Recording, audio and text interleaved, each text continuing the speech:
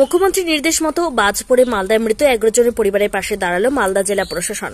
গতকালই 7টি মৃতদেহ ময়নাতদন্ত করে পরিবারের হাতে দেহ তুলে দেওয়া হয়েছে। বাকি 4টি দেহ আজ ময়নাতদন্ত করার পর পরিবারের হাতে তুলে দেওয়া হবে। এই মর্মে মালদা মেডিকেল কলেজ হাসপাতালে উপস্থিত ছিলেন জেলাশাসক নিতিন সিংহানিয়া, ইংরেজবাজার পৌরসভার চেয়ারম্যান কৃষ্ণেন্দু নারায়ণ চৌধুরী সহ অন্যান্য প্রশাসনিক আধিকারিকরা। পাশাপাশি পরিবারের প্রতি সহানুভূতি এবং সমবেদনা জানাতে হাজির হয়েছিলেন রাজ্যের প্রতিমন্ত্রী সাবিনা ইয়াসমিন। অন্যদিকে আজই রাজ্য সরকারের নির্দেশ মতো মৃতদের পরিবারকে 2 লক্ষ টাকা করে আর্থিক ক্ষতিপূরণ দেওয়া হবে বলে জানা গিয়েছে। আমরা সকলেই পরিবারগুলোর পাশে রয়েছি। অনারেবল চিফ মিনিস্টার দিদি মমতা ব্যানার্জির নির্দেশে আমরা যেখানে যে পাবলিক রিপ্রেজেন্টেটিভরা রয়েছে, গ্রাম স্তর থেকে শুরু করে এমএলএ পর্যন্ত, চেয়ারম্যান পর্যন্ত সকলেই আমরা সমস্ত পরিবারের পাশে দাঁড়িয়েছি।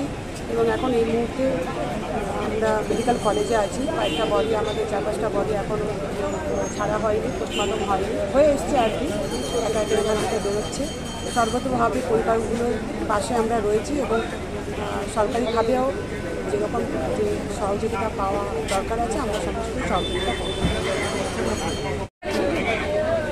দাদা কি দেখলেন, কি অবস্থা?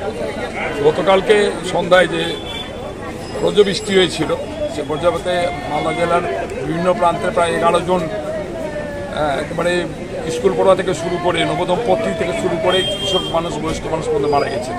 খুবই মর্মান্তিক এবং বেদনাদায়ক। কিন্তু গতকাল থেকে আমাদের মুখ্যমন্ত্রীর নির্দেশে আমরা দলগতভাবে প্রত্যেকটা পরিবারের পাশে এসে দাঁড়িয়েছি।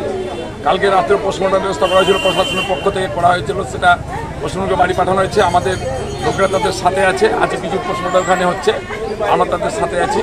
এবং রাজ্য সরকার পক্ষ থেকেও অনুদান হিসাবে ঘোষণা করা হয়েছে যে 2 লক্ষ করে টাকা দেওয়া হবে।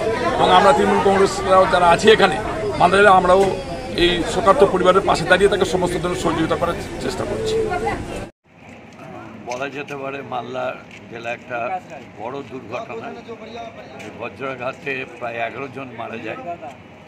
মানিকচক, ইংরেজবাজার, ওল্ড মালদা, গাজল, ইভিন রতুয়া, তারপর হরিশ্চন্দ্রপুর। তারপরে আমাদেরকে উপর থেকে আমাদের মাননীয় মুখ্যমন্ত্রী, মাননীয় অভিষেক ব্যানার্জি সব কথা হয়েছিল। কথা হওয়ার পর আমরা ছুটে এসেছিলাম এখানে, এসে প্রত্যেকটা বডি পোস্টমর্টম করে তাদের আত্মীয় স্বজন দিয়েছে। এবং সরকারিভাবে জেলার সংস্থা তারা গাড়ি ব্যবস্থা করে দিয়েছে, ওদের দিল। আমরা পার্টি থেকে আর্থিক কিছু সাহায্য তাদের করছি, যাদের এরা সকলেই গরিব, প্রাথমিক যে কাজগুলো হবে সেখানে। Bureau report, news for Bengal. This channel does not promote or encourage any illegal activities. All contents provided by this channel is meant for educational purpose only.